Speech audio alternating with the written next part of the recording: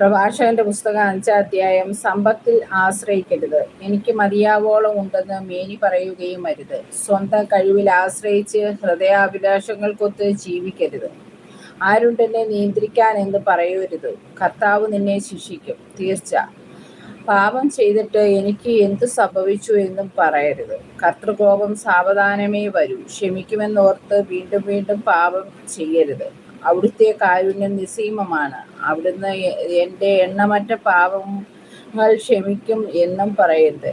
കാരുണ്യത്തോടൊപ്പം ക്രോധവും കർത്താവിലുണ്ട്. അവിടുത്തെ ക്രോധം പാപികളുടെ മേൽ പതിക്കും. കർത്താവിങ്കിലേക്ക് തിരിയാൻ വൈകരുത്. നാളെ നാളെ എന്ന് നീട്ടിവെക്കുകയും അരുത്.